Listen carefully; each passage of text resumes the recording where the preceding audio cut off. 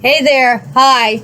Welcome to the Porch 321. I'm Sylvia Four, and I am joined here with my friends and Coldwell Banker Realty colleagues, Linda Hollington. And Sherry Darmanin. and we are in Melbourne, Florida, in Brevard County, on the beautiful Space Coast of the US of A. And we are going to discuss with you today, how do I get my home sale ready? Interesting question. There are all kinds of ways, and you're going to want to talk to your realtor about it, but I'll just say a few things that it can be done inexpensively depending on what the needs are. So to touch base on some of those, you want to start, of course, kitchen and bathrooms are what sells a home, and you want to work towards the outside to your curb appeal and make sure everything is as appealing as possible. Some things cost a lot of money, and we understand that. Don't give us the eye roll. But we're going to talk about things that don't cost a lot of money, maybe just a little bit of elbow grease to get that house in just primo show condition. So here we go. There's a few steps that are certainly manageable for any and all budgets. That's right. And because we're talking about budgets, before we get to the kitchen and the bathroom and those renovations, those type of renovations, I want to talk about a few others. Like having your consultants, your realtor, and other consultants, maybe contractors, those kind of things to help you out. One important question is, how old is your roof? That is the first question we get asked about your house is, how old is your roof? The other question you need to ask about your roof is, how long is my insurer going to insure it? Those times have changed, so you do need to call and check on that just for yourself. But the buyer is going to do the same thing, so we need to know those answers. The other thing is, you are going to be signing a disclosure form when you list. And on that 3 or 4 pages, it's going to ask you all about your house, things that might need to be fixed, things that may have happened, those type of things. So you need to review that and see how your house stands up against that disclosure and see if there's any items there. Those are usually deal breaker items. So you're working on a budget, I understand, so you may have to spend it on some of those. We also found out, Sherry did from HGTV and shared with us, that if you renovate your bathroom, you stand to improve your price 102% you can get for your house. That's It's a nice recoup. Yeah, that's a nice recoup, yes. And you can start from the floor up. Floor and your parts and pieces that go with it, your sink, your faucets, all of those things. And the color, the windows even, maybe, who knows. But you can get from your consultant how to do that. The other thing is the kitchen.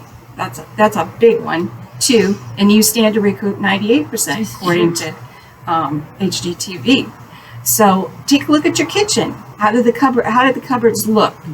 Do they look worn? Do they need refinished? Do you need new cabinets? How about the countertops? Do they need replaced?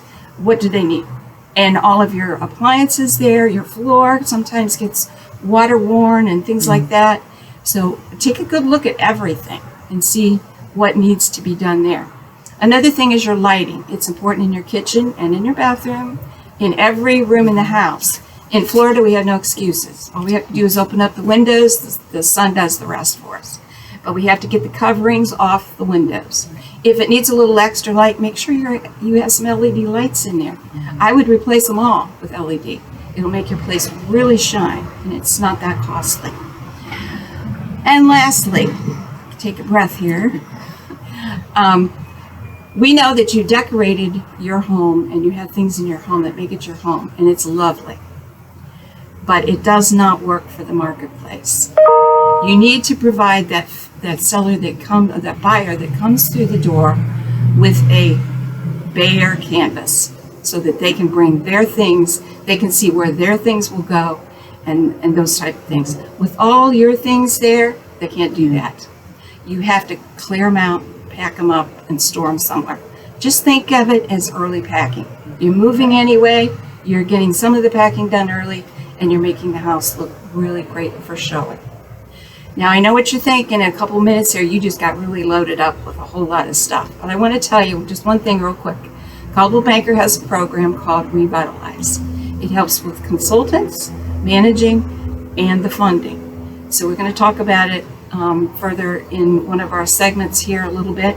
If you need to know more, just contact us at the porch 321 at gmail.com. And we can also provide you for that disclosure if you'd like also. So thank you. And that's right, Linda. The inside is crucial in getting it prepared. And I do agree that you might as well start packing now. Get everything packed up and get it ready. You're going to have to do it anyway. Your LED bulbs that you can get, they're actually called Sunlight. And you can get those bulbs, they're called Sunlight, and put them in every one of your fixtures. And this way your lighting is consistent throughout the house and it's bright. So just a little tidbit on the lighting there. Most buyers nowadays buy online. So because they buy online, they're relying on photos. Well, as realtors, we hire out professional photographers to take those photos so that they're bright and light and they give a better description of the home compared to a picture of the home that might be overgrown with weeds and things like that.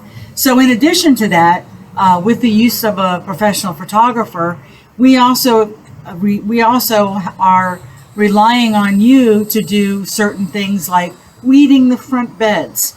If you don't have any plants in the front of your house, why not put a few flowers down in front of your front door and make sure that all of that is cleared out of weeds. Make sure that your bushes are trimmed down below window height so that your bushes are not covering up all your windows, making it darker inside, as well as making it look unkept outside. Because remember, the invitation to come inside is that curb appeal.